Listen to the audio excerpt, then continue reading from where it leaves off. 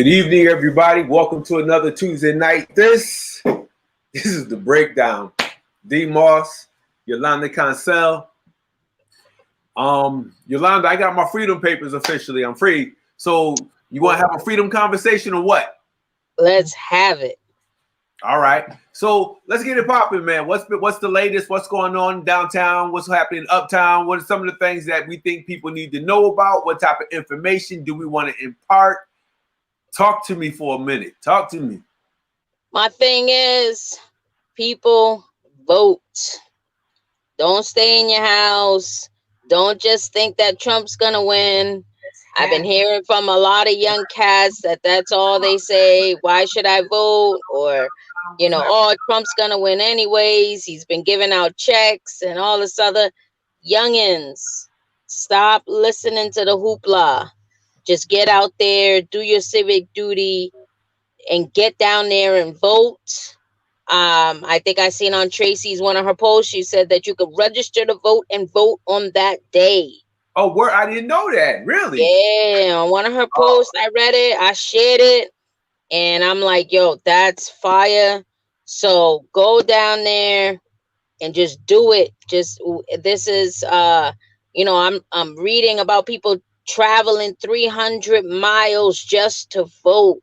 So if people are doing that, this is serious. Now that we got somebody in, especially if you're part of the LGBT community, and you're there, and our voting rights are up to on the chopping block right now with this new lady going into the Supreme Court.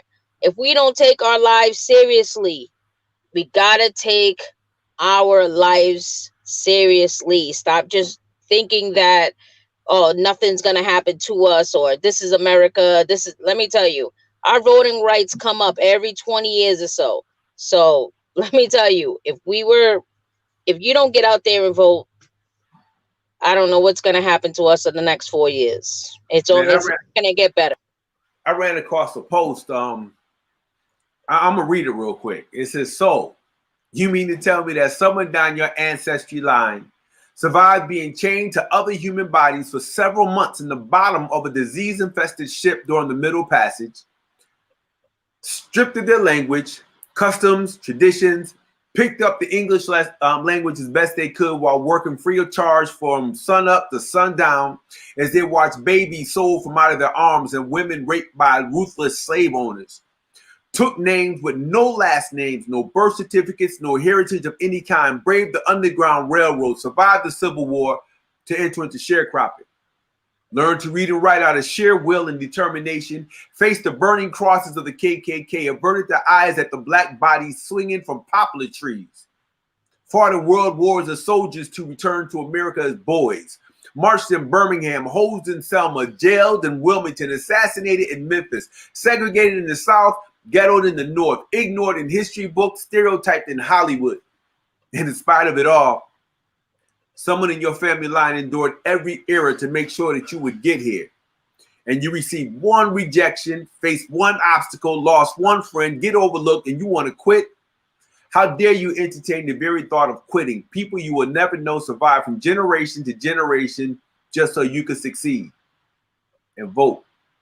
And take advantage of every opportunity afforded to you, not given to you by white America, but opportunities created by folks who look like you, walk like you, talk like you. Gotta exercise that vote. That's deep. And also stop letting those right racists change the narrative. Don't let Turtle Boy change the narrative. Don't let them hold on to that flag or hold on to the Blue Lives Matter like if there's not black cops, if there's not people of color police officers. Stop letting them gaslight the situation. By you looking at the flag and saying, and just looking at it like it's racism, it's not. Blacks fought for that American flag just as much as any other fought for that American flag. They just weren't given their piece of land. They weren't given their due diligence on what they fought. They got robbed of their rights. Listen, we need to vote. Gotta vote. My dad did a full tour of duty in Korea. Watched people die, carried bodies off the field, came back to Alabama, and they all got chased up north. Absolutely insane. So you're absolutely correct. I'm gonna tell you like this. I'm gonna go one step further than Turtle Boy. Don't let Mass Live, WWLP, Channel 22, Western Mass News, Stephanie Berry, and the whole gang, over at Mass Live. Don't let them create your narrative. Tell your stories. Get it out there. The beautiful thing is we have access to this beautiful World Wide Web. I know I sound like an old man saying the World Wide Web, but we got access. And That's we can right. do just what we're doing now. Anybody with a webcam can create a show and get out there and control the narrative. I see Hanif Nelson says, I got to put it up there. He says, Turtle Boy with the laughter. Turtle Boy is this extreme, he's this extreme racist with a blog site. And all he does is blog about anybody deemed liberal, progressive, black, Latino, any dirt he could find, he'll publish it. That's Turtle Boy. And if you ever see a turtle, he probably, he's Turtle Boy. So let's see, local news. Oh, we got my man, City Councilor, State Senator-elect Adam Gomez coming on with us in a few minutes. So we're about to have some fun. Reverend Talbot Swan. Whoa. Another thing that took place. Bishop Swan, he was NAACP. He's a bishop with the he's a bishop at the Alden Street Baptist Church. Right? Is that a Baptist? Spring of Hope Church of God in Christ. Spring of Hope Church of God in Christ. There it is. He's been a chaplain with the Springfield Police Department for 10 years. And out of the blue, they decided that they were going to have everybody come in and reapply to become chaplains. It's a non-paid position. Non-paid, but they had to reapply. And all of a sudden, after 10 years, they decided that Reverend Swan was no longer suited, or his services were no longer necessary. The bottom line is Cheryl Clapprood, Tom Ash, they have a hit list. Dom Sarno goes along with it. Let me just put it like that. Baby Trump. They're calling Baby Trump. He's Baby Trump. And I can say, I don't work there no more. We used to say it in the back office, but now I can say it out loud. Baby Trump in the house. They have a hit. Thing. I have to say, I respect Talbot for calling out the rest of the churches as well, because they should have his back. The rest of these churches, there's so many churches in the city of Springfield, a lot. And we got to stick together as a community. We have to stick together. You can't just live in your four walls of your church, just your congregation. If we don't stick together, then we are on the chopping block. We are weak divided. Absolutely. And I respect him for putting out, like, why haven't any of here in the city of Springfield, why haven't you called me? Why haven't you reached out? Why haven't you had my back? Let me tell you. And he's right about that. I spoke with him before he put that out, and I said the same thing. When they let me go, these same pastors who were calling the mayor's office asking me for help, asking for favors, did what I did for them, bust my ass for them. I didn't get a call from a single clergy member. Brother, do you need prayer? Brother, you need counseling? Brother, you need somebody to talk to? Not a single word. The only one that reached out to me was Brother Johnny from the mosque. And much respect to him for that. So it's kind of like, I think accountability is an interesting thing. I know I've been held accountable by folks in my community for stances they thought I was taking because of who I work for. I've been called every name in the book. But these same clergy members, these organizations, these agency heads, listen, man, people got to step up. Kudos to Keyshawn Dodds with the Springfield Boys and Girls Club Family Center. Yep. Stepped up, won't back down for nothing in the world. I appreciate that. So it's like people really have to start stepping the hell up. Accountability is a mother, brother. That's right. I said it last week. I'm gonna say it again. It's time that we start blacking people out. People who I don't care if they black, brown, or white. If these folks don't come through and they place themselves in a leadership position, man, we can't let them fly free, getting photo ops and you're part of the problem. Taking part of the problem. Yeah, That's taking it. selfies with them. The bottom line is, if people aren't doing due diligence, it's time for them to step down. I don't give a That's right. damn. That's Black, right. Puerto Rican, white. If you ain't doing the damn job, then our job is to make sure we black them out. We can have an event bringing in 200 people, 300 people. They should not be invited. And At that's the all. bottom line. Accountability is everything. Otherwise, we will continue to have these electeds and then all these coons up in the neighborhood supporting these people, being quiet when they should be speaking up. Yo, it's an atrocity in terms of what I've been witnessing. So Right. when you have somebody like the president of the Springfield NAACP, Right. how the hell do you not step up and just say something? Say something. Something. It's crazy because come election time, man, they're gonna allow all these same people who are, committing these heinous acts, I'll call them, to step up into their church and give brief presentations and talk about the $5,000 and $2,500 they gave them out of CDBG, which is supposed to come to impacted communities anyways. So I'm with you. I say kudos to Bishop Swan for standing up and putting that out, because we never want to hold our own folks accountable. No, correction. Yolanda, they'll hold you accountable. They'll hold me accountable. I know they're trying to hold me accountable. I done been there. I done had my wars.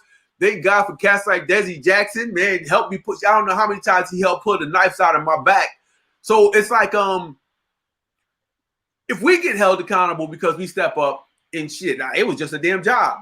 Or if you're doing something voluntarily, like Talbot doesn't get paid to do the stuff that he does. People don't understand that. You don't get paid. Right. The minute their son, daughter, anybody gets harassed or beat down or falsely arrested, anything, they're going to give them a phone call then. Right. It's like times like this, man, listen, you know what happened with City Council, Tracy Whitfield and Cheryl Clapprood. We know what happened with Talbot. We know what happened to me. You speak up on behalf of not even Black Lives Matter, but when you speak up on behalf of Black lives, that's right. Just like when they tried to come for me, David Carter from the freaking code enforcement, I'm calling him out too, because he is as racist as it goes. And the bull crap about that is, if you got a problem with David Carter, and you want to put in a complaint, who's the complaint go to? The mayor. And if the mayor doesn't want to handle it, basically you're giving these people a pass to be jerks, try to take your house, try to take your property, try to take your tax, all that.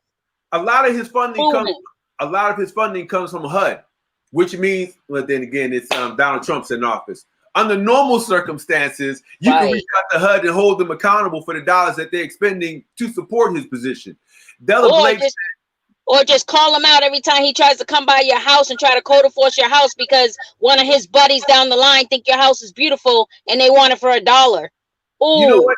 Yolanda, you just gave me an idea. How about we take one of these shows and we just reach out, you push it like crazy, and have everybody who had an issue with code enforcement call into the show. Everything is recorded, so it's clearly documented. And I think we're together. Della Blake said, do we need, hey, Miss Blake, I love Della Blake and Spanky. Those are my peoples. Do we need to give people recommendations on how to proceed when things like this happen? I agree there are too many people in strategic positions that are arrogant to believe that a Black and Latino vote will not remove them out of their positions. Absolutely, Della. If we don't pull it together, but it has to be more than lip service. It means that we have to sit down. We got to be more than strategic. We have to be tactical. And there has to be a long-term plan. It's not going to happen overnight. We got 3 years to get the current mayor out of there. Everybody else, we just got to bust our asses to get them going. We got to organize. A good start. We can't. And the thing is, we got to stop splitting votes. If we continue to split votes because there's too many Latinos, too many Blacks running, then he's just going to get back in office. We have to stop voting against ourselves. We got to stop splitting votes, and we got to stick together. Right. But in order to stick together, whoever's going to take the leadership of the helm has to have a vision. When you don't have a vision, people tend to be all over the place. We got to be focused. We have to be process oriented. Bishop Swan is on. What's up? Bishop Swan said, "What's up, peeps? Good evening, Bishop. We was just talking about you. Good evening, Lisa Thompson. Hodea Dastro was gonna. I hope I say your last name right, brother. He's gonna be on with us next week, Yolanda. So that's what's up.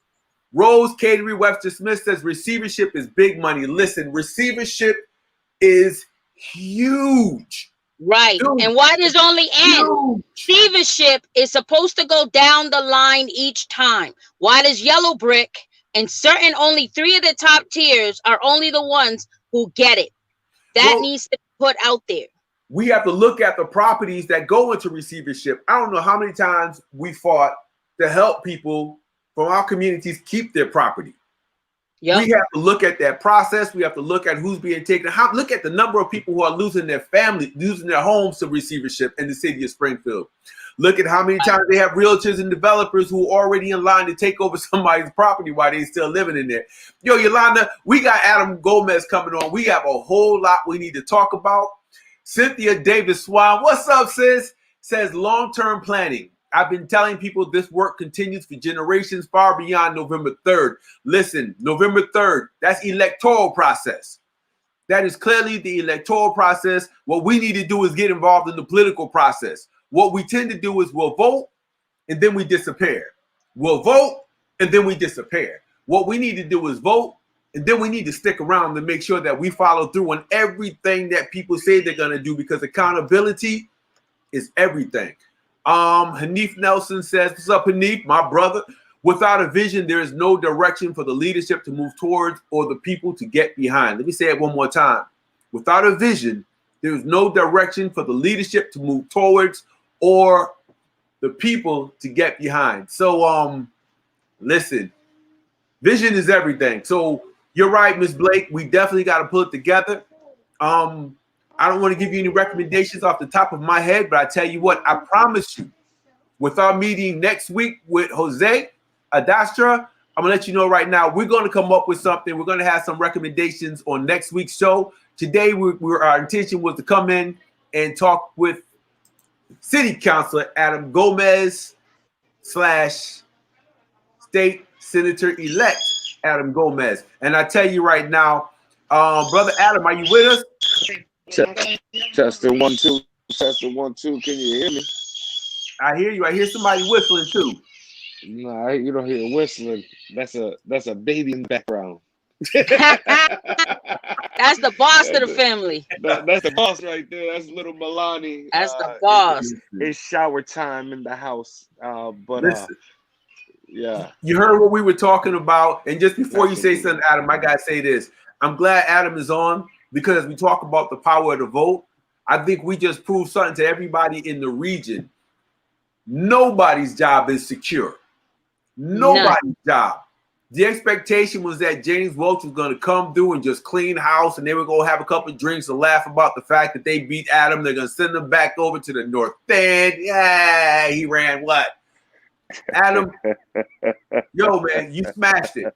And you showed what happens when you actually reach out across the line. Yo, you brought communities together, 2 communities in particular, that folks never thought would come together and support one particular candidate. The bottom line is, you have somebody who had their feet on the ground, or as Dominic Sarno says, boots on the ground. Your boots are always on the ground. So with that being said, everybody, let's welcome my brother, our brother, Adam Gomez. Adam can't come on camera today because the camera is not where it needs to be. So, but we hear that incredible voice anyways. How you doing, Adam? Well, first and foremost, I want to thank you, Mr. D.Moss, and also my friend and my compa, my friend, like I like to call her in the struggle, Yolanda Cancel. Yolanda Cancel and I have tremendous history, just like D.Moss and myself. I think that I was listening in the last couple of minutes on a lot of the things that we were talking about, and I'm going to be totally honest, man. These are real conversations that people are having in these communities that are so important for them to understand. I'm somebody realistically that folks counted out from day one. I remember in 2015 when I was working on Yolanda's Cancel's campaign for Ward 3, right? And we're sitting up in my office in Ward 1 in downtown, and I'm over here giving her strategies on what I think would work, and creating her banners, creating her flow. And she goes, "Adam, why don't you run?" And I said, "Man, that ain't for me. I see what it does to families, right? Because obviously, you know that I come from a activist background. I come from two parents that were involved in the Latino community here in Springfield, and from there, I seen how politics in general, if you're not loyal to the soil, what I'll call it, whatever the soil is at that for those 4 years, you tend to be hurt. At the time, my parents were loyal to Charlie Ryan, and were helped Charles Ryan to be elected. And now moving forward, Dominic Sarno was the mayor at that time during this process. So we ran an 80-day campaign that even in my community, they thought that that I could not even make it across the finish line. And then during that time, with the 80-day campaign, with the help of neighbor Jafet Robles, we ended up winning with about, I think it was 54% of the vote. And I Yep. became the Ward 1 Springfield City Councilor, right? And from there, when I walked in, one of the first people I met with, kept it 100, right, was my man D.Moss. Me and D.Moss, we met. It was like weird. It's like a picture out of a movie, right? We met at a point of our Maple Street. We had the city in the vision in the distance, right? And I always like to get real poetic because the thing that me and Daryl shares our love for poetry and spoken word, and everything and anything that's been happening since ultimately, honestly, that time has been real divine, right? And I have to give all glory to the Most High. Whatever is the Most High, that somebody that is on the ground believes in, right? And you have to appreciate that. And I thought that was real interesting when you said, and a lot of folks, because I am Christian, right? But at the same time, I do feel that it was important for me that I got to give a big shout outs to my brother Johnny, and the FOI, because usually that's a set of folks that don't really get involved with the electoral process. And the Nation of Islam has always been in the background and pushing me when I was running for city council, and the women over there, part of the mosque, and a lot of churches were just like asking me, man, and they started asking me if I was Muslim. And I said, so what if I was, man? And if I was Muslim, what's the problem? And at the end of the day, when I got elected, that 2006, when everybody thought Hillary was gonna win, and I seen kind of the trajectory, and I have some sort of like this gift. I think that I tell myself that I have this gift, right? It's not, or I think I do, right? That I check temperature, and I had this feeling that Trump was gonna win in 2016, right? And I passed this resolution. I remember condemning hate on Muslims, and that's when I first seen really the backlash of people calling me, death threats and things of that nature, and I'm not going to get too dive in because I know you guys got a bunch of questions, but for the most part, man, I'm just happy to be here.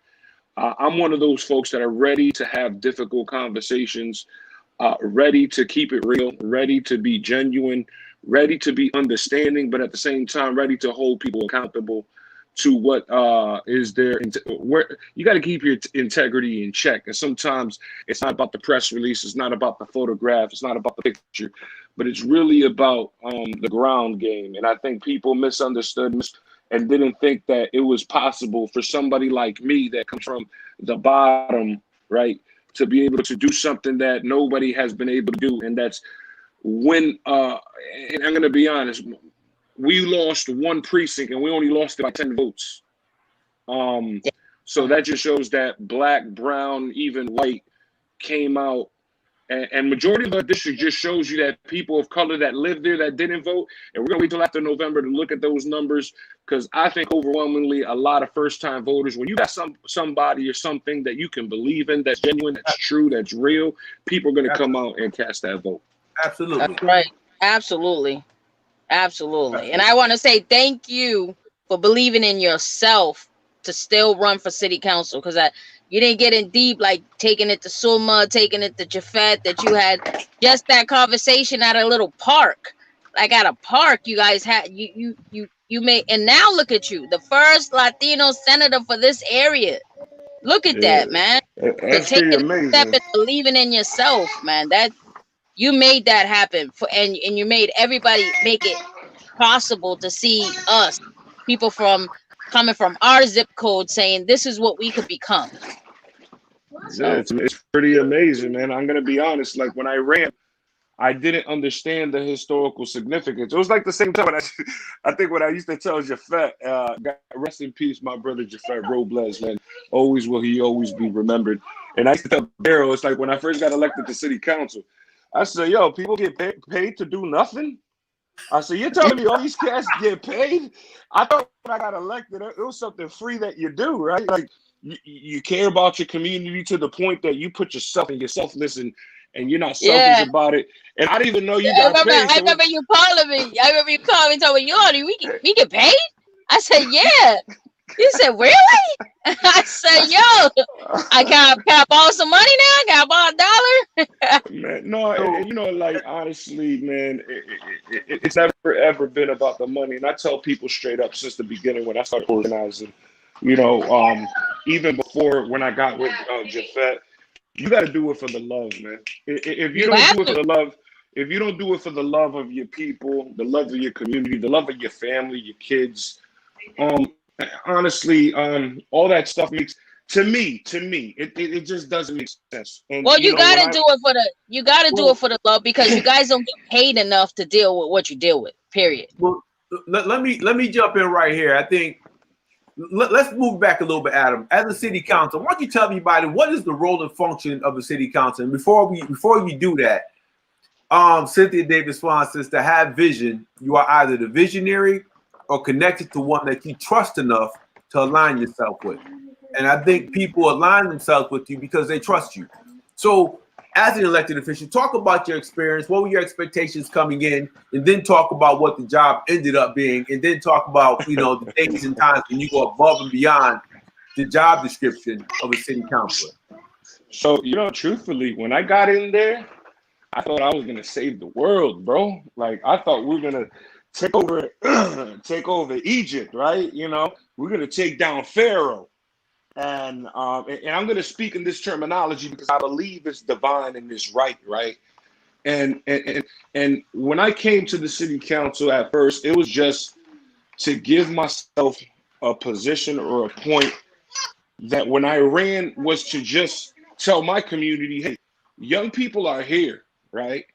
But when I got to the city council, I'm not gonna lie to you. When I won, I try to look back and say, all right, who's gonna actually help me and understand what actual city councilor does? Because once I got there, who's gonna help me legislate, right? Um, and at that time, I was one of 13, and I came in with a good brother, Marcus Williams, and both of us, we were young. And a lot of times when I come through as an activist, I come through, with that power analysis of that I never put myself in a position of me being a target. So the council is actually like they're people of in legitimate power that can make certain decisions. But when you actually understand that the city council realistically is not as powerful as some people allude it to be. The truth and the fact that the city council has to really particularly deal with land use and ordinances within the municipal boundary of the city. A lot of the things that we get calls for don't necessarily have to do with the responsibilities of the city council. So we're just to start over, like we create ordinances, which are just in layman's terms laws, right? If you would have asked me this in 2015, I wouldn't be able to answer your question, but this is awesome. So an ordinance is actually a law. A resolution is just something that you stand for and want to push, but it's non-binding. And non-binding means that it can pass with a favorable vote, which can be majority, which is 7, is favorable, and then super majority is 9, and I'll get to that a little bit. When we're talking about, because so we have regular meetings when we have to pass financial orders. So financial orders and ordinances, you need a super majority, which is 9 votes. And financial orders are like movements between funds or accepting grants from that the city has. And then ordinances are things that also are on, and we want to be better creating a new law like Adam, if you can hear me, Adam, if you can hear me, you're going in and out. If you can go back to a space with better reception. Yeah, I apologize. I'm gonna make sure I'm in space. I apologize. Just so where I left off was, ordinance, and then you have from we deal with land use a lot. So city council on hearings meetings, we deal with kind of a time where we become this judicial quasi board on hearings meetings. So when somebody needs a special permit, and a special permit is necessary for somebody to open a type of business, right? And I think that's what a lot of folks have the misconception of trying to figure out, when developers come in to make sure that, that they're abiding by kind of the zoning or the rules or the stipulations that we create as for the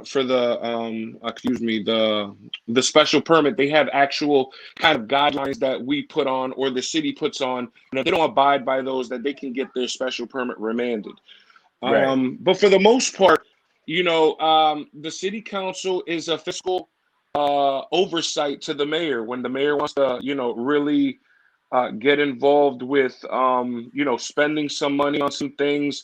We try to make sure when it comes to the city services that they're equitable and that the money that he is spending when it comes to budget time is sound and it's working for the residents of Springfield. The great thing about our city is that before there wasn't ward representation. And right now, for the time that I've been on the city council, we've had majority minority council, which is great. It's awesome.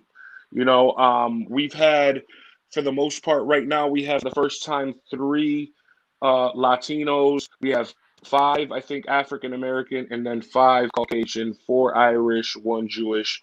And we have 2 women, which I know that I'm going to be on my way out soon enough because I'm going to be. I just got elected September 1st, but I would love to see in the near future more women on the city council, a more diverse group of folks that really look like what the city of Springfield looks like. But the city council has different. It takes some time to understand those powers, because then you look into the type of charter the city is in, and like Worcester's a strong council kind of government, and then like the city of Springfield is strong mayor. So in Worcester, the highest go-getter of the city council would actually be the mayor, and we would hire, let's say, a city manager to run the city, so to keep politics out of it, right? And then with a strong mayor, it's essentially what the fact of the matter is that having a strong mayor, all executive authority goes through the mayor. We just say yes or no. We agree with it or we don't. And we need to make sure when we don't agree with something or we do want to agree with something, we have to have super majority on a regular basis to make sure that we pushing ordinances and things that reflect what we're trying to do in a more equitable standpoint for the city of Springfield, specifically with communities of color. Okay, that's what's up. How about your work outside of the city council chambers? And I think that's where the gambit starts, right? So now outside of those times when we're in the chamber, we haven't been in the chamber quite a while now because of the pandemic. Sometimes we're there till 12 o'clock midnight. Then where the really work comes in, that is not necessarily really part of the job, right? When we get elected, the job is adequated in the time that you spend in the chamber and at subcommittees. Right. The things that we do in the community is to kind of stay elected, and that's where the real work is, right? Constituent services like going to events, picking up the phone, going to civic associations, going to neighborhood boards, really listening to the ground, right? When people say that, oh, this is a grassroots approach, in my perspective, you have to have your hands on the ground to really understand what the grassroots is, right?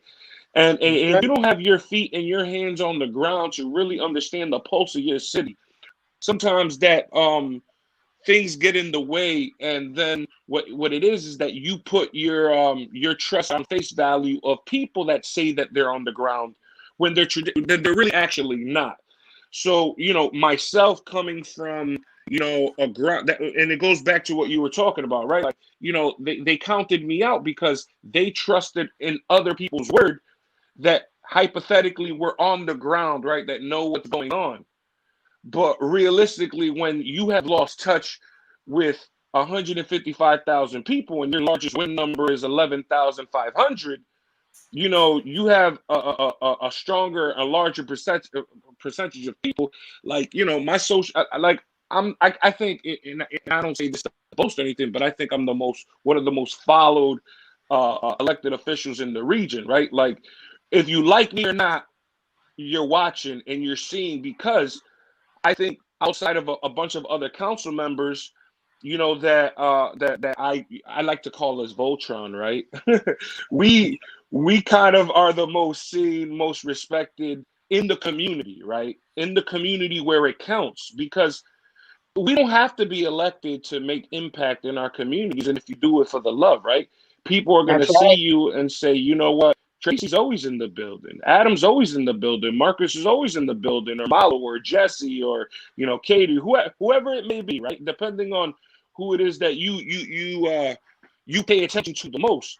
But if you're a person that you're everywhere, right? Because you traditionally love what you're doing, you love the position to be able to talk and work with people, and how can I be of service, right? That's when somebody calls me, I say, how can I be of service? Because we have a duty to the people and putting people first before our political agenda. And a lot of people, it's funny, they have hit me up with or I've heard things like, Adam has this political agenda. It's like, yo, my man, I've never written a press release in my life. Like, and the thing is, if you're doing the people's work, the media is going to be there. But the most important thing that you have to do, and the reason why I use social media to my advantage, is because I'm not going to tell nobody, I'm not going to let nobody tell my story, right? Right. You guys alluded to a person or a thing of a propaganda that I was the first one to get hit over the head kind of during the campaign, right? The gentleman, and I'm going to be respectful. No, I'm not. The dirtbag, right? The dirtbag said that I was a gang member, right? and then the dirtbag tried to say, oh, this guy's got to be a Latin King, right? So then I'm saying, yeah, I grew up in Latin King gang infested waters, right? Like, I grew up in the north end of Springfield. If I don't know or had a family member or somebody that was involved with that kind of activity, specifically during the 90s, rest in peace, Nardi, when it all started, when they murdered Nardi down here in the north end, and we had a ton of gang violence, you're stupid. Traditionally, I just don't understand how somebody can think of a person that grows up in a certain neighborhood that was set up to have this kind of terrain and to let these gangs run them up for so long, that I'm not going to have some kind of affiliation to somebody that's a part of something. I am a proud... Adam, let me interrupt you real quick. I think I'm from Waterbury, right? I think we all... You already know, Watertown, baby. Even we moved to little all-white town, Meriden. There were people who had your neighborhood crews, groups, cliques, gangs, whatever you call them. The bottom line is, that whole gang shit, that's their narrative. That's their narrative. For us to even attempt to have to explain to Turtle Boy that I got cousins who are still living that life, fuck him. Well, forget him. Forget him. It's like we shouldn't have to explain to anybody our relationships. You know why? These same cats come from neighborhoods where if you're Italian, you got your Italian cats who are connected in Italian ways. You got them Irish boys. Trust me, Irish made millions off prohibition, and that stuff still exists. Millions. Some of the things that they did then, they still do today. We're the only ones who have to explain our relationships to family members and friends. Man, there was a time at the police department, if Desi Jackson is still watching, he can attest to this. Man, they had our names on the wall as if we were gang members. The bottom line is, if being a gang member means I'm a proud black man or a proud Latino man, they call me what I am. I rock with my gang. Or we getting judged for selling marijuana. We getting judged for selling marijuana. Now a 30-year Springfield police officer now wants his own retail store to sell marijuana. Come on. But Yolanda, here's the thing. White boys are selling, I mean, it's not a race thing, but those people sell marijuana too. They sell cocaine, they sell heroin, they sell crystal meth. So all of it. Nobody looks at what's his name, Tom Ash, and go, yo, Tom, so do you sell crystal meth? I seen you with some guys. That pony guy looks like a cokehead. You know, we don't accuse him. You know, right. Coming from, you know, as my man says, black, indigenous, people of color, we have a tendency not to make, you know, we'll judge each other before we judge every damn body and make sweeping indictments. So absolutely, absolutely. Official, and people still, you know, well, you know, I think he was in a gang. Hey, you know, the fact of the matter is this is one, statistically, all groups of people use drug at the same rate, but it's black and brown people that have been arrested at high alarming rates. Or dying from it. Is because there's something that I learned a long time ago, you know, from one of my cousins, because my family is all law enforcement, but they say that Adam Gomez, guy's a cop hater. He hates cops, but not knowing that my mom was a police commissioner, and I have over like 10 cops right now that wear badges that are federal agents, are bailiffs, work in the jail system. But, you know, besides, I mean, when you want to hold people accountable, they're a cop hater. But then if you come from a certain background, then you're a gangbanger, right? So this is where I'm trying to get at. The pen in their world, right? The pen is mightier than the sword. You know why? Because if they can script your narrative, and if we are letting them tell our history, that's why so many press releases of nothing come out of certain areas, because that's a way to have historical significance is by their newspaper. So if we're not having our own podcast, if we're not having our own news and creating our own newspapers and creating our own stories, what ends up happening is what? The only thing that is archived in its historical significance, and not to promote black power or Latino power, is to make sure that what? And you've seen it over and over years, even when you look back at, you know, the hieroglyphics, or when you look at how in history they have come and destroyed all of our history, because if for years to come, 100 years later, it's a whole new group of people fighting for the same equitable standards to be seen. But now with technology, that's why they don't want us. And all of a sudden they say, listen, we have a social media policy. And all of a sudden, the only people that have, it looks like historically that been getting hit with the social media policy and how they weaponize it is people of color. Oh, my bad. But all right, do you remember the round table that we had on race? We invited you to it, Adam. You were there. The whole conversation, we're having a conversation on race relations. And the whole time, Donald Trump and the crew kept talking about C3, policing initiative, police community initiative. They were talking about everything they're doing to bring crime down, as if there's an automatic correlation between race and criminality. So we talk about people like Mass Live, talk about the institutions like Mass Live, the creeps like Turtle Boy and all those folks. Yo, man, when they think about us, it's always criminality. Our problem is every time we start thinking about each other, we drag them into our conversation. C3 is a whack job, and I'm gonna say it, and I'm gonna say it again. Well, it's a whack job. It's a whack job. My opinion on it. But you can't put John Willegger as a sergeant at Forest Park. If you have he was in the South End, You already got arrested in Connecticut for prostitution. You're gonna come down to the South End where we have a high rate of prostitution, and you're gonna think that he's going to arrest other prostitutes to do his job? But Yolanda, the C3 in Mason Square, Rich Johnson, those guys did a hell of a job. Before it was C3, most people have no idea. It was called the Mason Square Initiative. It was something that Denise Jordan and I started because they didn't think that the C3 would even work in Mason Square. They didn't want it in the square. We were told by Barbieri that it wouldn't work. But the thing is, it's not on the police department to make those things work. It's on the people. My problem is it's on the people, but the reason why it works at Mason Square and the reason why it works in the North End is because the stronger leaders. I was the only stronger leader in the South End, but you know, Adam, you know, what's his name got kicked out.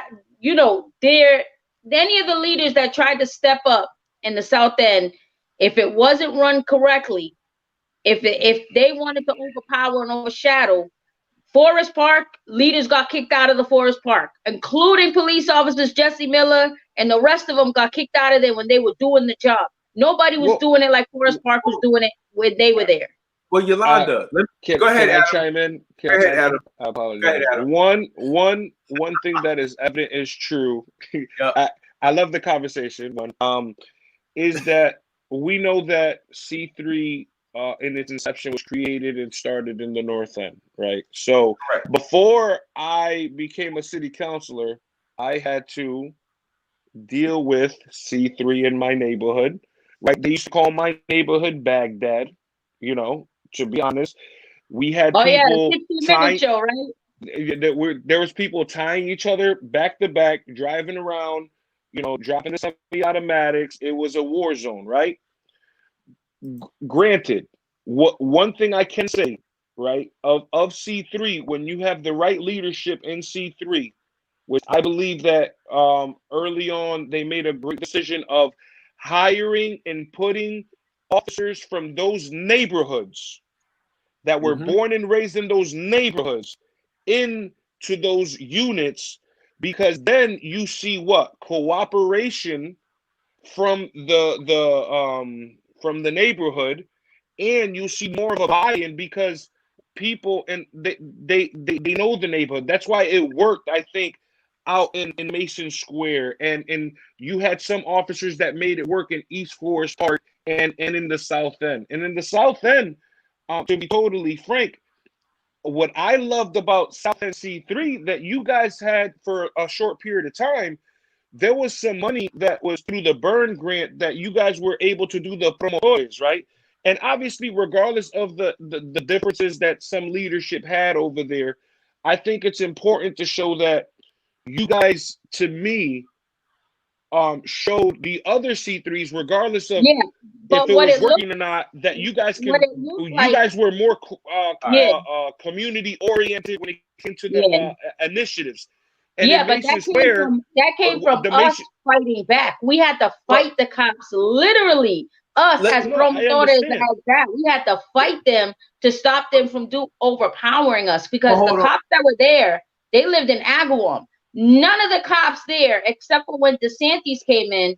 DeSantis, the only cop who grew up in the South End. He is the best cop out of everybody, out of all that they had. We had to kick Wildlegger out of there. You know that. I made it public until they silenced that boy out of that unit. Well, I had to deal with Wildlegger in the North End before there was even C3, so that's even another conversation. But you know what? What I'm trying to do is we had initiatives. I'm sorry. Go ahead. We can talk about C3 all day, but I think that those are just small pots. And it's like if the neighborhood's involved, there could be change. When the police run the effort, there's no change. Bottom line is it has to be neighborhood driven. It does. I believe I'm a believer now. Before I didn't really believe in C3. I'm gonna be totally transparent with you guys, and I'm not trying to be political. I used to have a real big problem of the over policing that happened, like the militarization of our neighborhoods, right? Yeah. But when it was more community driven, when when Mason Square, when Tracy and Brother Richard and Yolanda and all of them started having more community access to community events, and it wasn't like the militarization, the over policing. yo, you can definitely just there was trust. There was trust back in the neighborhood, and people were actually living in harmony. You know, like you can actually walk down these neighborhoods and feel safe. You know, right now, obviously, we're in a different point in time. You know, when it comes to the pandemic, and under Barbieri and whatever the case may be. But I think that and Daryl was there, right, when we started even the E3 in downtown. And in downtown, a lot of people are like, oh, look at what C3 did. The mayor didn't even want to sanction E3. And E3, if it wasn't for those owners, and there was people of color owners that came together to create it, and Daryl would come and be a part of it and try to hold it down.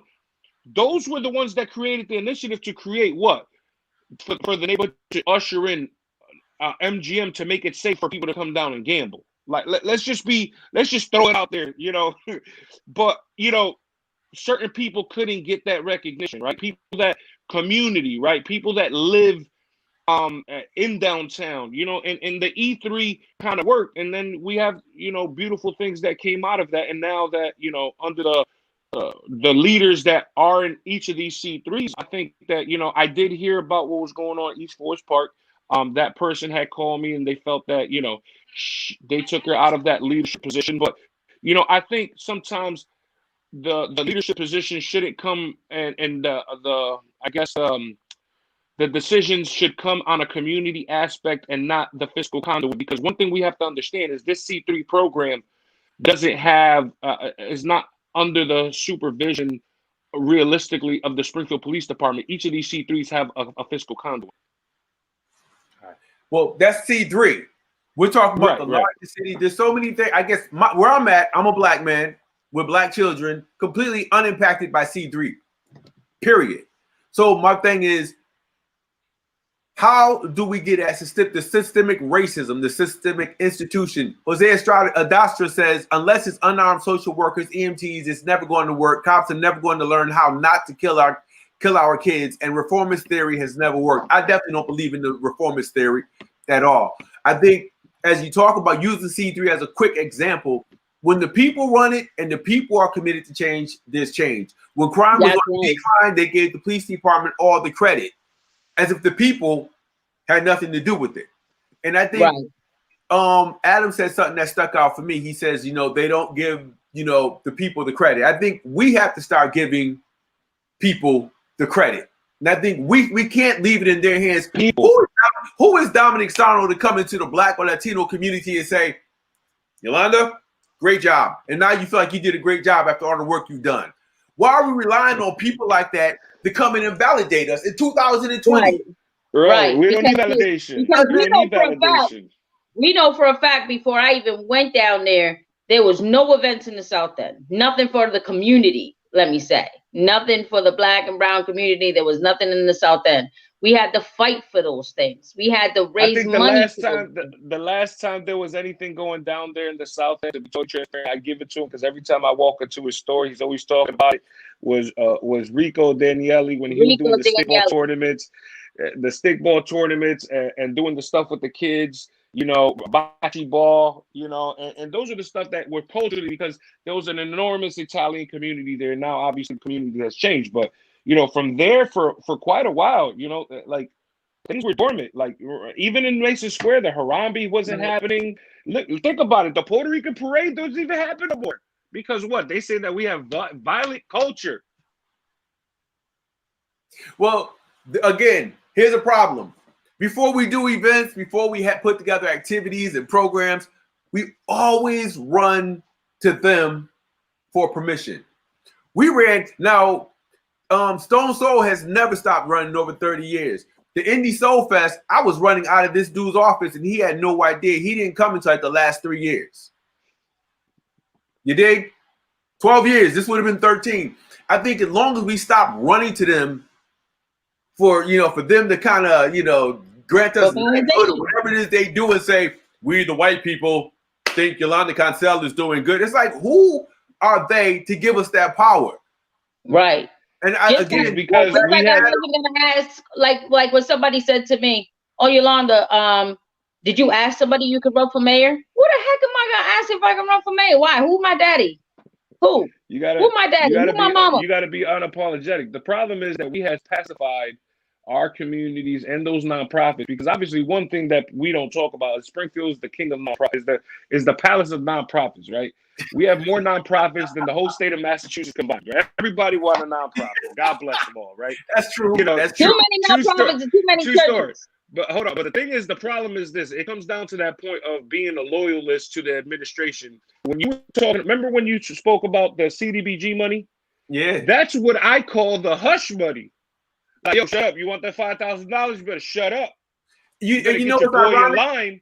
Those are dollars That's that come into the That's community CDBG money. specifically for CDBG impact. money is hush money. Yeah. You better stop, Adam. They're gonna come after you.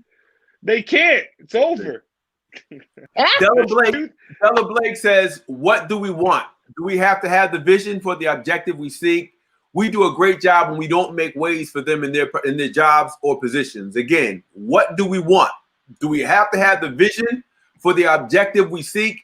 We do a great job when we don't make ways for them in their jobs or their positions. And I think she's absolutely correct. I think vision is critical. If we don't have a vision, we're leading people absolutely nowhere. We have people who want titles and jobs just for either A, to enhance their resume, B, because they hate the person that's in office and that's their only objective. But I've never really heard anybody expound upon a real vision for our community, a real vision for Springfield. Where do you want to lead us to?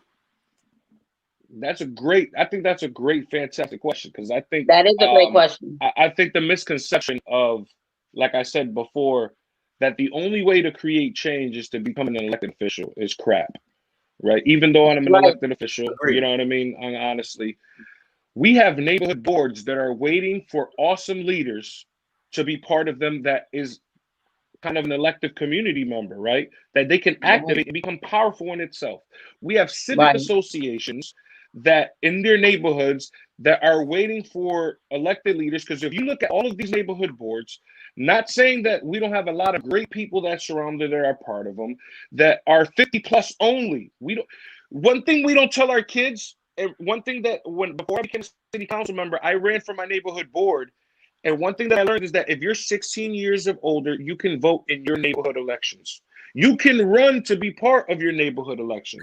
Absolutely. There is 22 neighborhoods, 18 or 17 neighborhood boards. 17 neighborhoods. 17 neighborhood boards. So Bay Meadows is part of that 17? Because I remember, not Bay Meadows, but Bay Area had restructured. I apologize.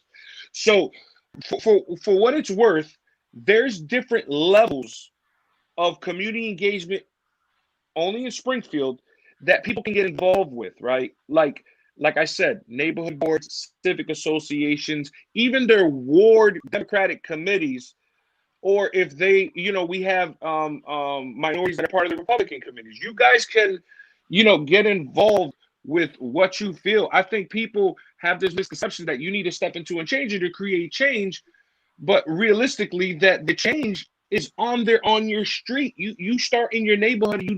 You go next door and make sure abuelita or abuelo or Mr. My neighbor was Ezra. Hey Ezra, you got everything that you need. He's like a father to me. His name is Ezra Walker. And from there, when you start on your street, you go to the next street. And then you go to the next street. People are scared and haven't done just the small steps of work to create the bigger picture. Everybody wants to just jump to the bigger picture without doing the groundwork. And when we don't do the groundwork, what we get, people that are disengaged and misinformed and create their own narrative. And then we get put in a position of what? We have 12,000 people voting to the leadership of a city of 150,000 people. But that's just on the municipal level. But let's not confuse the bigger picture with the vision. You got to have a vision. If you want to be an agent for social change, you got to have vision. So I dig everything you're saying, but I want to make sure people don't get that confused. We got some comments coming in. I want to read them real quick. They're coming in kind of quick. I can't even keep up. Hold on, y'all. I'm kind of getting old. That's good. That's good. Slow down. Come on, Daryl, keep up. Sorry, Yolanda. Zadie Gavan says, internalized racial oppression is why we need validation from the outside because we can't celebrate each other. Internalized racial oppression has been around forever, and we've still been able to move forward. And I agree with her a whole lot. We gotta push these people out of our heads, out of our conversations. Really, I agree with you, Zaida, on that one. Let's see. I just seen another one I want to put up real quick. Where is it? Regarding C3s, Ashley, I can't say your name, Nyman, says they should have them. I think she's referring to the C3s. The city needs to be made as safe as possible, especially to protect the youth. I think the city doesn't necessarily need C3s all over the place. The city needs to ensure that everybody has a fair chance at some type of opportunity to make money and to live. It's all about a quality of life. What we need in Springfield is the same thing they have in Agawam, Wilbraham, and Long Meadow. What we need are opportunities. When developers come to town, when these small pockets of opportunities are made available, they're constantly hiring people outside of the city of Springfield. And they damn sure aren't really hiring Blacks and Latinos. So what we need are jobs and opportunity, not just jobs and opportunity. We need funding to create our own businesses as well. I just want to say that. So I hear you on the C3, but if we want to save community, you give people the opportunity to support themselves. Hanif Nelson says, well, there needs to be two visions. The one that the people in power set, and if we like it, we'll get behind it. The second vision is the corporate vision of the people that holds those in the official.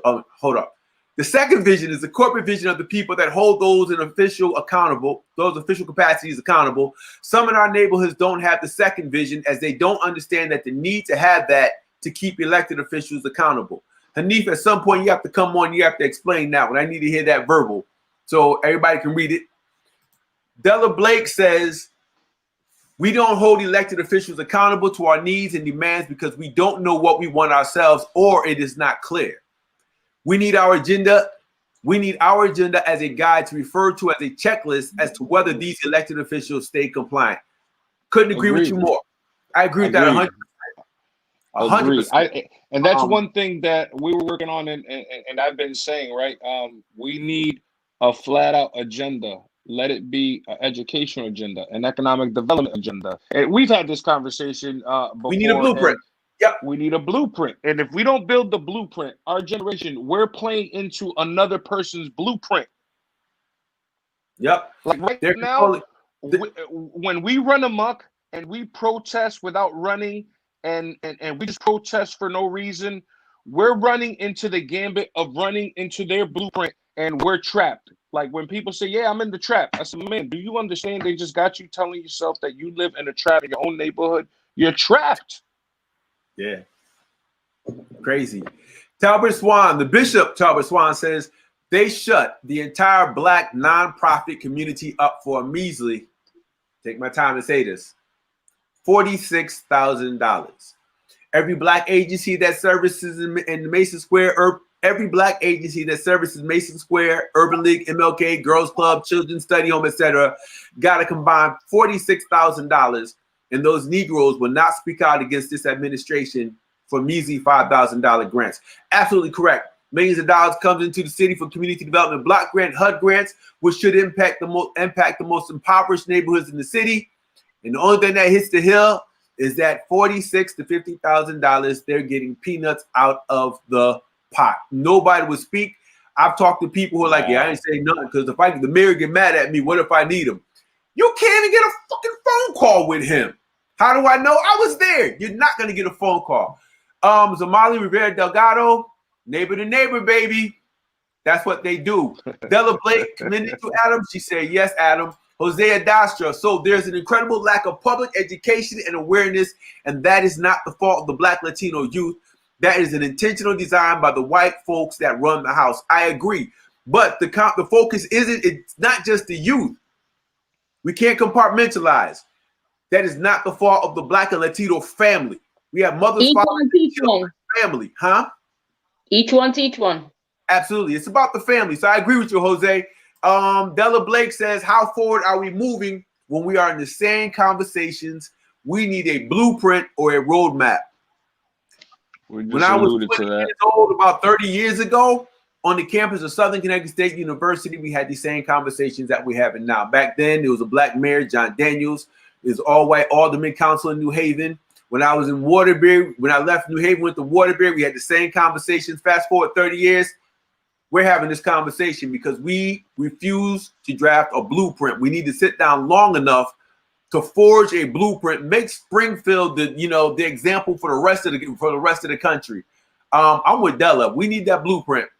Cynthia Davis Swan, my hope is this election will provide a blueprint and it will serve as a guide for our demands. As long as we look at this from an electoral process perspective, we're not going to change anything. It's bigger than this election.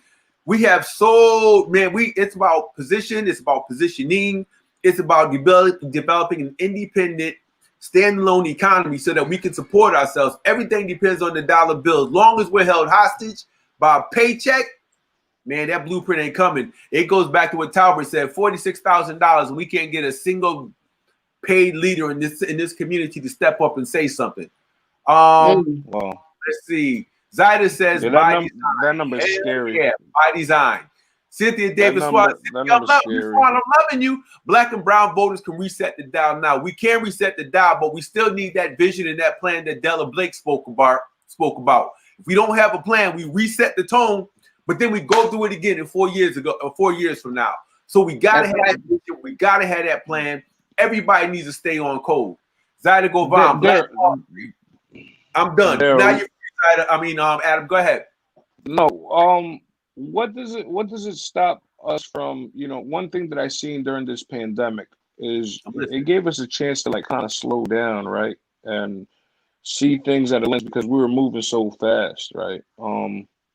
Everybody just moves at lightning speed, with how technology and society, but with this pandemic, I got everybody just really like just press pause.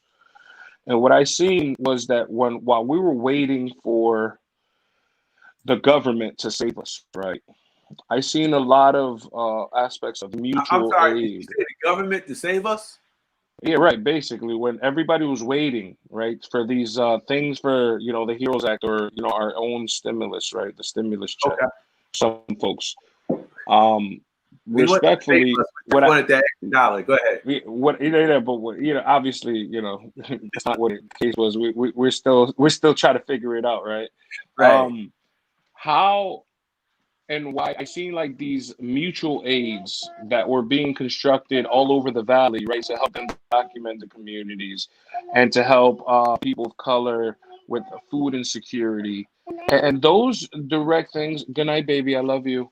Oh, my daughter's saying good night. Sorry. So let me pay attention. So one thing that I was a true believer of, and I had this conversation with a brother from Buffalo. His name is Christian Pera. He actually helped to come out. He came on with a gang from Buffalo during my election season to help me and help me win. And he created this kind of thought process called the people's machine, right? And I always talk about it when I get a chance.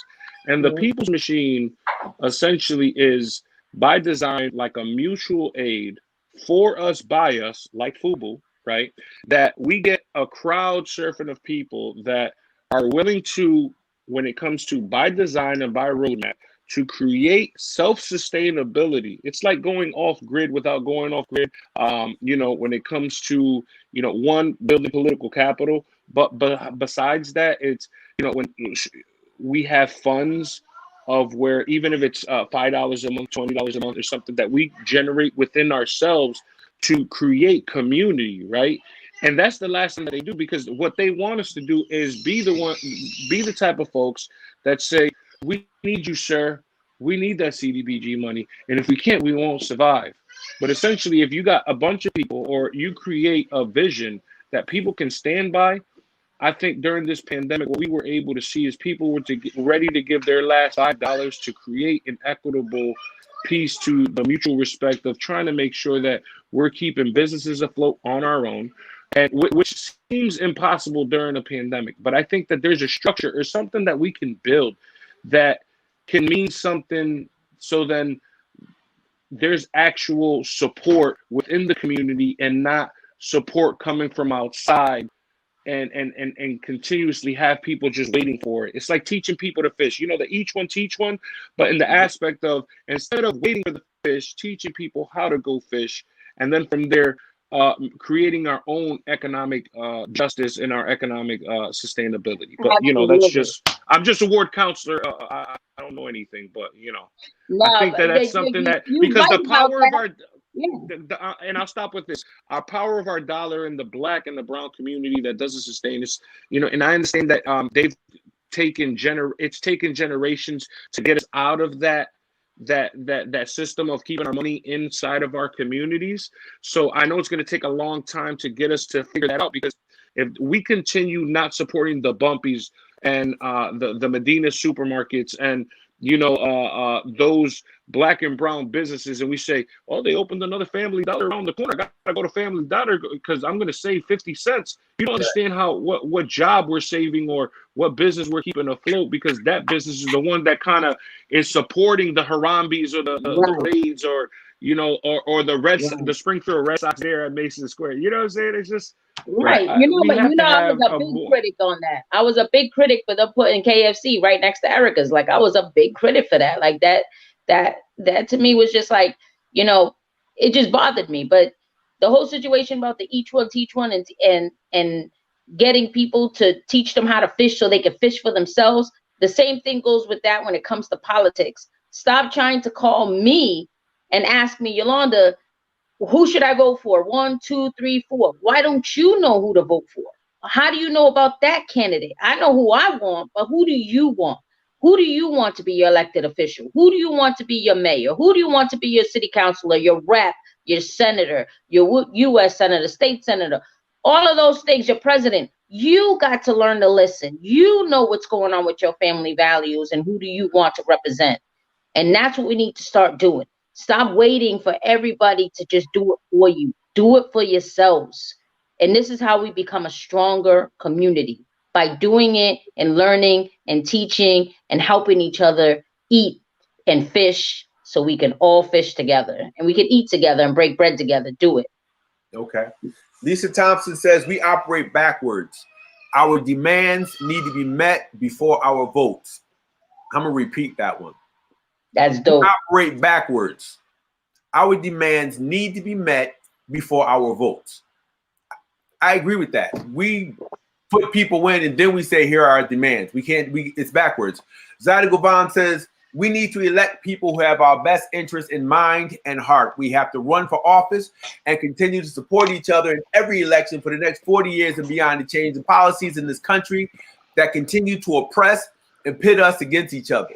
We need to come together and stay together during the rough and tough times in order to make serious change in this country for us, by us. I agree with that 100%. And I think that comes with that blueprint that Della Blake has been alluding to all night. So I agree with that. People, you can read it for yourself. We need to elect people who have our best interests in mind. We have to run for office. And that's as easy as putting yourself in a position to be voted for. Simple as it sounds, it's really not that complex. We got to do that. Yup. Time banking. Digging it. Cynthia Davis Swan, the largest black bank is 750 million strong. Sounds like a lot, right? However, the strongest Asian bank is $50 billion and Latino is 20 billion. Tell me what's wrong with this picture. Mike Santana says jobs will eliminate poverty and teach people from depending on government assistance. I agree with you. True. I think supporting these neighborhood businesses and having people who look like us hiring us puts us in a better position. Because if you're working for someone who's an avowed racist and you disagree with them, you will find yourself unemployed or worse. So I agree with you, but we got to step it up and start creating these opportunities for ourselves. And not using myself as an example. I'm just saying it happens. True story. True story. True story. Zada Govan says, we are one people. I have family that are blacker than any black person I know. We have something in common, Zada. I have people in my family who are blacker than any black person I know. And yeah, let's see. My family's like the Rainbow Coalition, actually. Charles Stokes, with that being said, we are still divided and we need to have an honest conversation because some of the elders in both communities, we are divided. Because of some of the elders in both communities, we are divided. And you're right. Can I answer? I need to get into that. I think that's a another mentality. topic. Hold on. That's a mentality that you choose to be in, and I mean that with all due respect.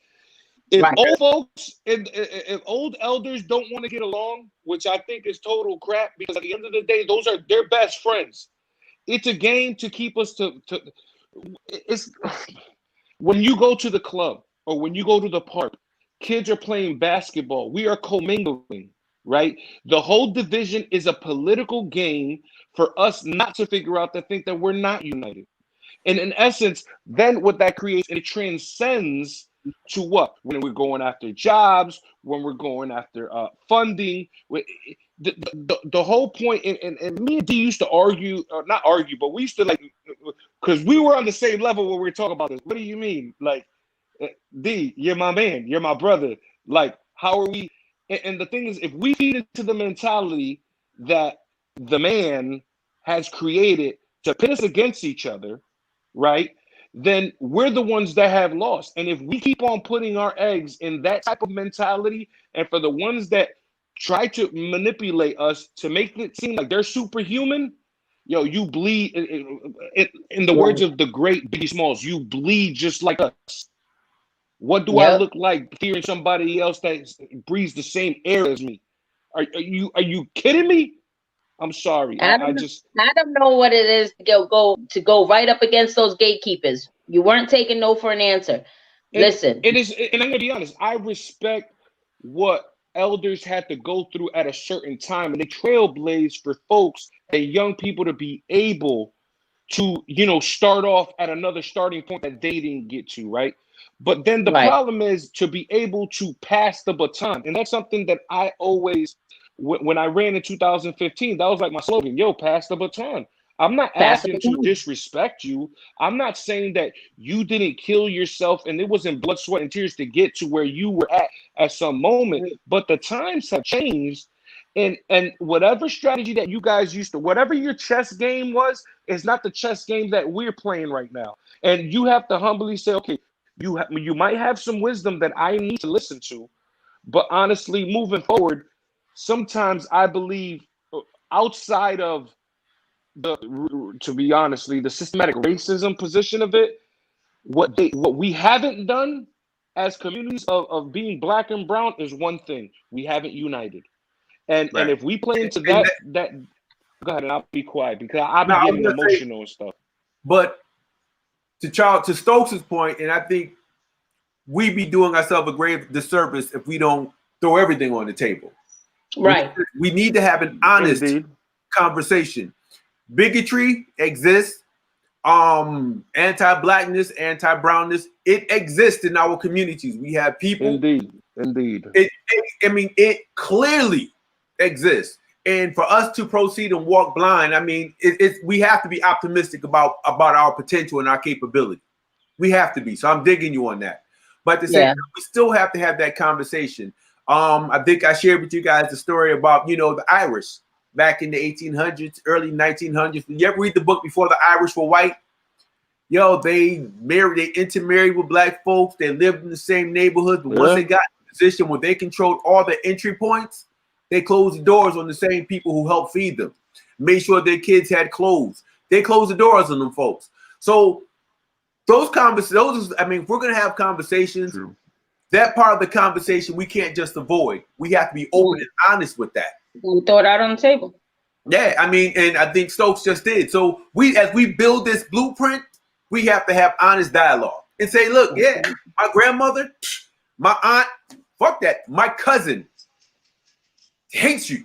So we got to be in the same thing we tell white people. If you're not checking the people that you roll with, then we can't have that conversation. You're indeed, that's indeed true.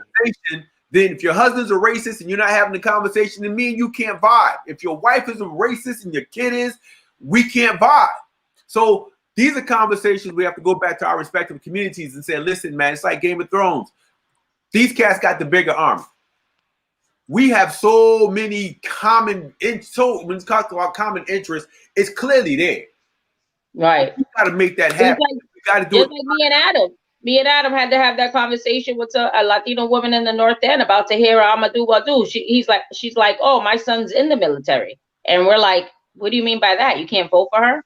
And it was like just a misconception, but we have to have that conversation with people in our own neighborhoods and our loved ones, our family members. Yeah, I remember that. It was at the corner of my block, and I Yeah, happened to be walking, and I stumbled on them door knocking, and then this woman pulled up, and then Yolanda tried to give her the piece of literature, and she was like, "Oh nah, she's a terrorist," and I was like, "What?"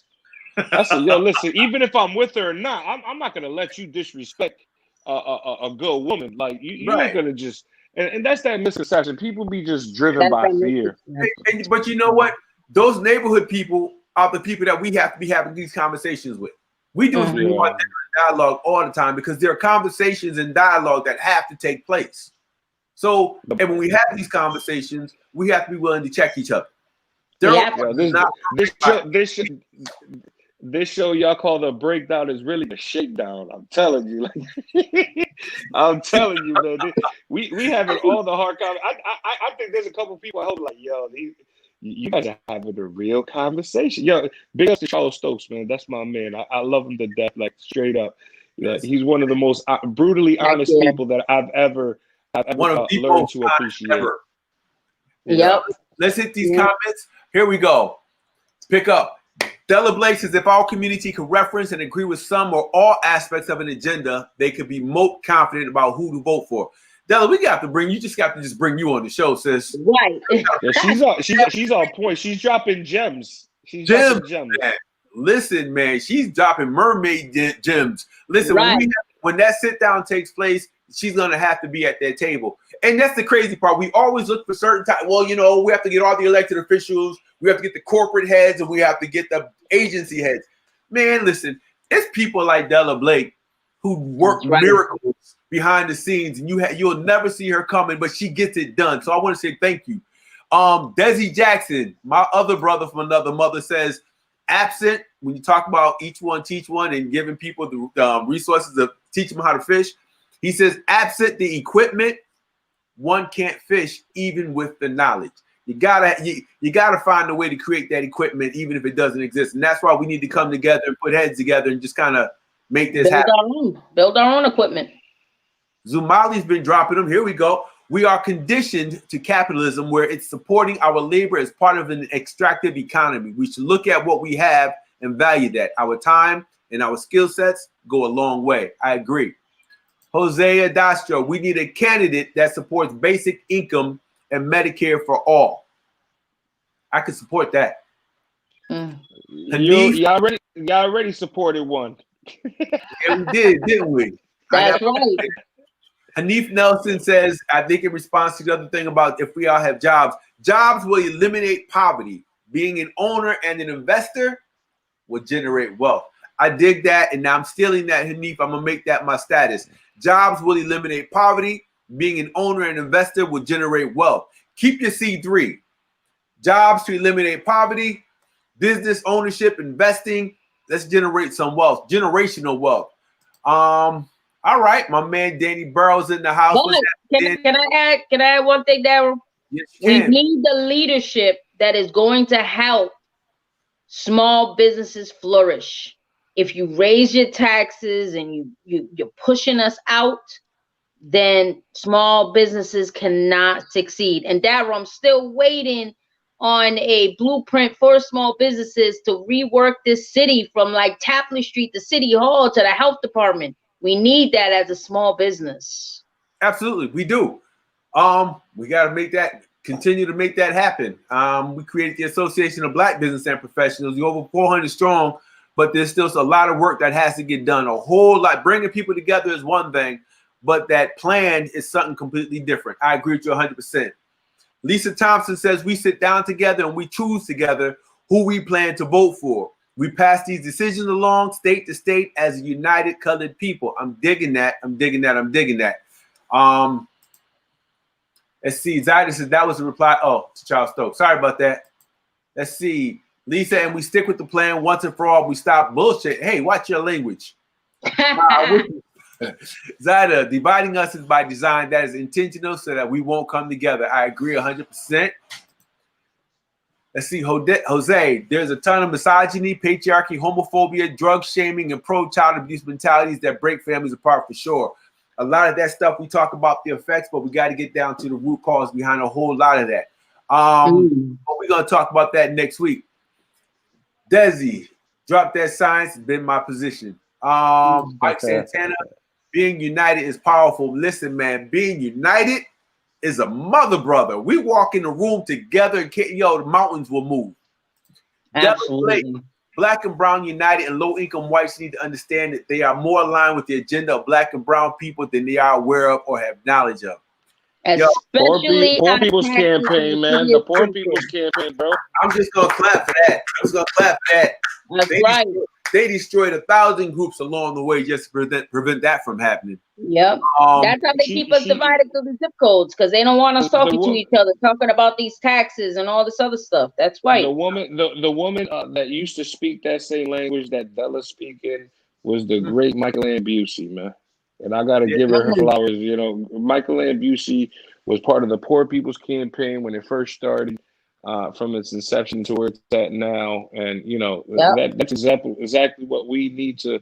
We have so much economic, you know, things that, you know, all of those groups of people can adapt, that really have a relationship. And that's really the ground, right? That's really the grassroots. That's the people that have the power to be able to to use and to create electoral power so we can start changing that demographic. But, you know, that's positive, man. She's dropping gems. Della, thank you for today. I think I've appreciated a lot of her comments more than anything, man. Thank you so much for keep on dropping those gems. Heck yeah. Rivera Delgado. Oh, I'm sorry. Zyda said that is the truth, Daryl. Thank you. Zumali says, put me on here. We'll bring you on. Look, we down to break. Yolanda, tell her. We down to break it down. We want to break it down so we'll be forever broken. We'll bring you on. Charles Stokes also has a show starting on Saturday. It's late. I'm old and tired. Look forward, Charles, at some point. Post the name of the show and the time on Saturday. I'm so sorry, brother. You know I love you. I just can't remember. Della Briggs says she will be at the. Yes, you will be at the table. I know where you live. You definitely gonna be at the table. Saturday we'll bring the table. We'll be at the table. Let's see. Ben Swan Jr. Two truths. One, education is key. We need to ensure that our children embrace education early, acquire the tools to think critically, and not fall for bullshit. Watch the language. Two, there is power in numbers. We all need to exercise responsible ownership of our community. As Adam suggested, one approach is to populate and leverage your neighborhood council. Strong neighborhood councils can leverage city government. Yo, we need to hit them from every entry point. I'm digging it, Ben. May, all I'm saying is May is coming, and May is when those neighborhood boards happen. Just a gem. Just let me drop my gem on that one. Ben Swan Jr., God bless. Yo, fire music, brother. All right, Charles Stokes, Black Liberation Alliance for Change. Email blackliberation@gmail, BLACLIBERATION@gmail.com. Like to get involved. Also, I am thinking about running for city council. Well, thank you for making that public announcement, my brother. You just made it public. Let's see. Carolyn Rose says, a united people is powerful. Listen, man, y'all can say that all night. I can sleep on that one. Absolutely. Della Blake says, I like that, Ben. Yeah, I agree with that too. Lisa Thompson says, for sure. I think I got every comment up in there. I want to make sure everybody feels included, because this is not a personal conversation. This is indeed a community conversation. We started this show and other shows just like it to make sure that we begin to change the narrative for ourselves. We should not have to wait for someone to give us an opportunity to get this type of information out there to our public. That's right. So we created our own platform, and there are a number of platforms, folks, that need to exercise and support. So that's right. And then you got some information in the community, don't contact them, contact us. Contact Daryl. Send us the information. We'll take your press advisories, your press statements, and we'll get it out there in every one of the shows to make sure that people hear it. They won't print your stuff. Yeah. I tell you what, we'll share it. I think information is so damn key. Ben Swan Jr. talks about education is key. I think education comes in a number of ways. Not just when we think of education, we think of public institutions. We think public education, private schools, colleges. Man, I learned more at my mama's church than I did by the time I got to elementary school, we were already reading. So being able to read, understand, analyze what you're reading, math, all that stuff, man, we can share this information. And There's so many ways of teaching people. I think information is critical. Hanif, last comment. We need to get back to teaching civics, financial literacy, media literacy to our communities, both the young and the old. We need to be teaching it to our families. All right, y'all. We are at the hour and a half mark. Adam Gomez, closing thoughts. And I want to thank everybody. I think I can join you. I speak for Yolanda and say we thank everybody for participating tonight. Man, whoo, y'all made it hella hot. I'm loving it. Oh, Zadie Bond says City Council speak out November 16th regarding the statute of... Oh, yes. Thank you for bringing that up. Yes. Bringing that up. City Council speak out November 16th regarding the statute of limitations for filing a... Where is it? It's just stop. Everybody posted. City Council... You're making it hot. You're making it hot. Where is it? Okay, City Council speak out on November 16th regarding the statute of limitations for filing a complaint against police officers. Call the City Council office, 413-787-6170. 413-787-6170. Call them, put your name on the list. If you're not sure what we're talking about, you can go to On Deck, facebook.com/OnDeckTV. Look at the broadcast we had last week with Orlando Ramos, and he broke it down to the point where that 90-day limitation will forever be broken. Bottom line, if a police officer commits any type of heinous acts, breaks the law, anything, they have 90 days from the time that atrocity is committed to be prosecuted. So if they committed crime on November 4th, they have 90 days from that date. After that, you can't even bring it up. They can't be consequenced. We want to make sure that changes. Go back, watch the videos with Orlando Ramos, facebook.com/ I just went blank. On that TV. Here we go. All right, y'all. Thank you, we needed that one. So November 16th, Carter City Council office. Della Blake, we eventually need to poke our nose. Where is it? Did it go up? I'm sorry, y'all. I'm looking crazy right now, but I'm okay. We eventually need to poke our nose into our... Oh, shoot. We eventually need to poke our nose into our local jail and see how criminal justice reform is working in our community. I've been talking about it, Daryl. We got to bring Della on because I got a lot to say about that one. Damn real. Charles Stokes, Black and Latinos, as we begin this mission, remember love is our greatest weapon. I want to thank everybody. Oh, you can also email the counselors. Call 413-787-6130. Get all their emails. You can go to springfieldcityhall.com. Click a tab. You can get names of all the city councilors, school committee members, all of that. So we at that point, we got to say goodnight. Adam, closing thoughts. First, I just want to thank you guys for giving me a chance to just come on to the breakdown and more of a shakedown. I want to let everybody know that, one, I am super humbled to be able to serve the city of Springfield and as a Springfield City Councilor. And now super humbled to be the first one in a long time to represent the city of Springfield and actually reside in Springfield, the Hampton District, to become the first man of color to represent the Hampton District in the State House. We have some challenging times ahead of us. I think right now we have to be really honest with each other. See, we're going to need each other more than anything right now. More than anything, we're going to need each other. But come November, this election year, please make sure everyone is counted. Go out there and cast your vote. Please vote for Adam Gomez. Regardless if I have somebody not on the ticket, I'm going to be standalone on that ballot. But just to show the people that we're coming in numbers.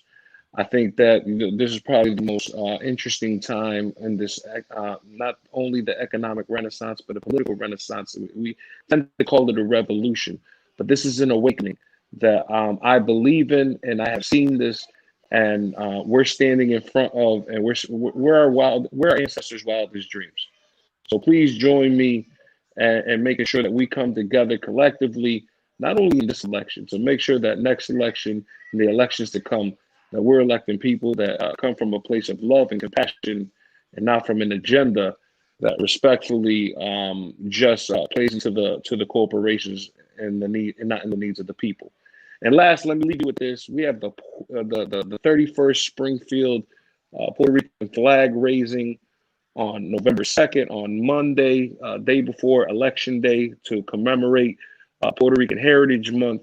I'm inviting everybody to be a part of it at 12 noon, where we're going to be honoring all Puerto Rican firsts. We're going to be honoring Cheryl Copley Rivera, our first woman legislator, Jose Tesado, our first Puerto Rican city councilor, Carmen Rosa, our first woman school committee woman, and also Zaida Luna, our first woman city councilor, Puerto Rican, and the late, great Mike Rivas, who just passed away, and we're going to be honoring Mike Rivas. He was the first Puerto Rican in 1981 to run for any political office in the city of Springfield, and also none other than our first ever Puerto Rican elected official in the state of Massachusetts, happened here in Springfield, Cesar Ruiz, that was a school committee member back in the 80s that ran with Mike. So with that being said, please come down to the flag raising. But with all due respect, I just want to give it back and yield my time to say you guys are loved and blessed. D.Moss, I love you. Yolanda, I love you. And I love my community, and I love everybody else that was on this. And Lisa Thompson put out a little tidbit. Show up to the Halloween parade at the mall on October 31st from 2 to 4. So with that being said, Hampton District in full effect. I'm looking forward to it. I'm going to get sworn in on Three Kings Day. Amazing for me and my cultural aspect of being Boricua. So salute. And I look forward to getting down on the breakdown or the shakedown. You know what I'm saying? All right. Thank you. Thank you. So, oh, yeah. Follow me on Elect Adam Gomez on all social media platforms. Thank you. Got it. Got it. Yolanda, anything you want to add before we call it a night? Man, y'all better stick with us. Me and Daryl, this is just the beginning. We got more and more coming to you. Give us all your information, because knowledge is power. And the more we know about what's going on and boots on the ground in the city, contact us. Let us know what's going on. We are your social media. We are your media. Thank all right, you. y'all. With that being said, much love, much peace, much respect to you. This is The Breakdown. We're going to holler. Till next week. We out.